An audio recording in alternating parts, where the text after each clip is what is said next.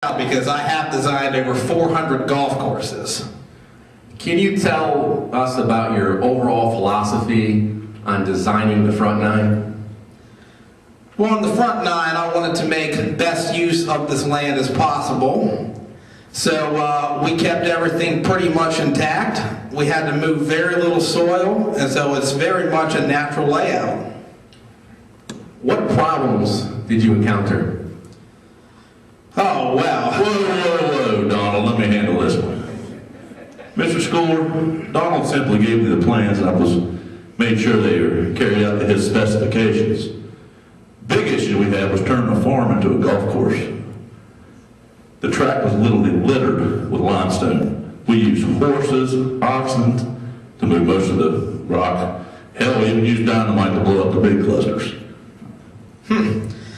That must be why you never built the bunkers deep enough to my specifications. You're always playing a joke, Donald. Mr. Ross, can you tell me why some of your design features never came to fruition?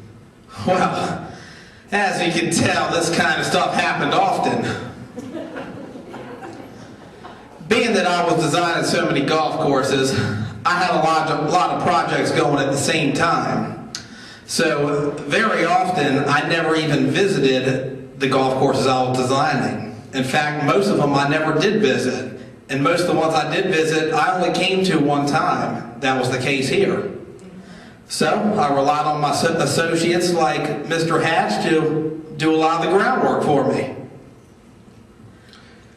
Do you like what you see since you're visiting here some 87 years ago? Did the Pope ask Michelangelo if he liked the Sistine Chapel when he returned?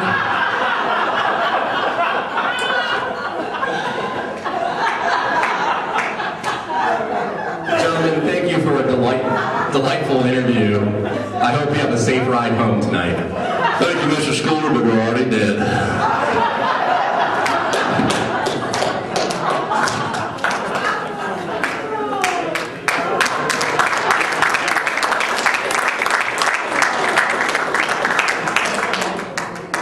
A good portion of this book deals with historic aerial photography and how the holes have changed through the decades.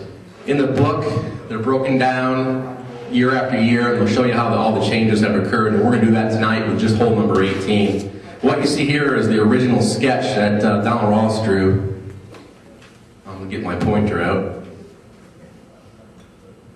There are two distinct fairway bunkers on the left-hand side of the fairway. There's one, and on the right, the one on the left is 310, the one on the right is 290. So this is a computer-rendered picture of how the hole was intended to look by Ross. We actually put the old clubhouse in too to give you a little detail. That's how it was supposed to look. Here's a close-up of the green. So we've got a bunker left, and look at how that's shaped. You can see all the capes and bays. It's not a oval whatsoever. There's one bunker right. These two little black circles. Jimmy Donacci, the first club pro here at Fountainhead, put these in on the blueprint to avoid any easy run-up. Obviously those were never actually instituted, but very common in those days that the golf pro actually made those changes. Actually, yeah, we're going to come back to it. I will in a second.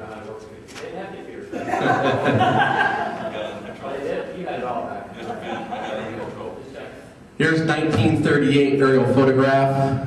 There's the bunker left, and there's your two bunkers right. 1958, a little more clear. Again, bunker left, two bunkers right. Now look how close that green is to that bunker on the left. Really close. Now, can you imagine that green going up the hill even more than it is right now? 63, 5 years later, you can see maybe a few more trees were planted here on the right, but again, bunker left, two bunkers right. Now the green's slowly drifting to the right. 1970, now the green's become almost an oval. It lost some of its features before. 1982, this was taken in the winter. It's courtesy of the city of Hagerstown. They had this aerial photograph of 82, so you can't see quite all the trees, but you can see the bunkers on the right got consolidated into one big bunker. You can see the bunker actually covers the entire right side of the green. The left-hand bunker now is bigger, kind of kidney shape. 2008, look at all the trees pop up. Now you can see that green is the smallest it's ever been. It's crept really close to the right bunker, and over time these bunkers have slowly gotten bigger and bigger by just typically edging out a bunker that superintendents do. We'll do a comparison now, so you can see from left to right how the hole has changed. Really look at the green, how it had a really unique shape, and how it's gotten smaller and smaller and more as a kind of an oval. So this is just an example. This is not probably one of the more interesting holes in the book, but it's just one of the fun ones that I saw. There were some holes that made some really big changes. Now I'm moving on to the exhibition match. This is an actual ad that ran in the newspapers in Cumberland, Hagerstown, and Frederick. So this actually ran and invited people out to the course. You can see $1.50 was the entry fee. I have no idea what this means, courtesy of the Sunday morning fee if they played golf or what happened there. But this was the ad that invited people out. What year is that? 1931, I think 32. So these were the challengers. Walter Hagen at the time, he won 11 majors at this time, and coming to the Fountainhead. He was basically, if you don't know Walter Hagen, he was the Tiger Woods of the 1930s, really charismatic guy. Joe Kirkwood, is native Australia. He's a trick shot guy, so he did the exhibition before everybody went out.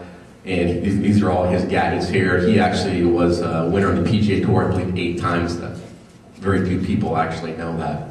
He challenged the head pro at the time, Alec Taylor, you saw earlier, and Alec Taylor's partner was Glenn Spencer, who was the head pro at Country Club Maryland. He was the Maryland Open at that year and time.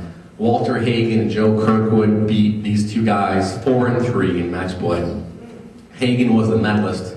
He shot 74, he shot 34 in the front 9, and shot 40 in the back. The newspaper says he struck the ball great that day, but like all of us, the greens gave him some serious bits. I guess he missed like a 2-foot putt on number 12. So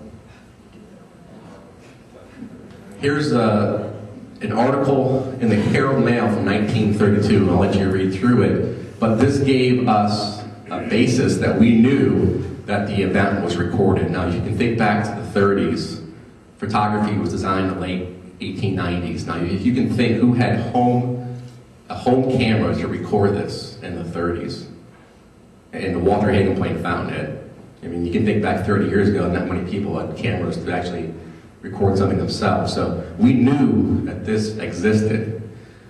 About 4 years ago, when I first came to the club, we sat down with some of the older members of the club to review some of the guidelines, and Jim Holzapfel brought out this 16mm film and brought out this projector. We're all having lunch, we're gonna sit down and watch the film. And Jim said, I'm gonna show it to you, it's only a couple minutes long. It just shows people walking around the clubhouse, but nobody playing the golf course, no pictures of the course. You put on the projector, and the projector didn't work, so we never saw the film.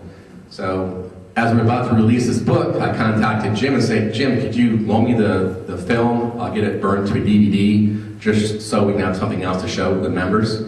And so I put it in my DVD player at home, and I couldn't believe it. It was actually Walter Hagen playing Fountainhead. And that's how we found out there was a video. It always kind of worked together. And the funny thing is, Jim doesn't even really know where that video came from. He's got an idea, but we really don't know, because his family weren't members at this time. So an interesting fact. So we'll go ahead and we'll move on. We're going to show you the video. It's about 8 minutes long. You're going to see some of the older members videotaping their swing. You're going to see Walter Hagen playing the matches.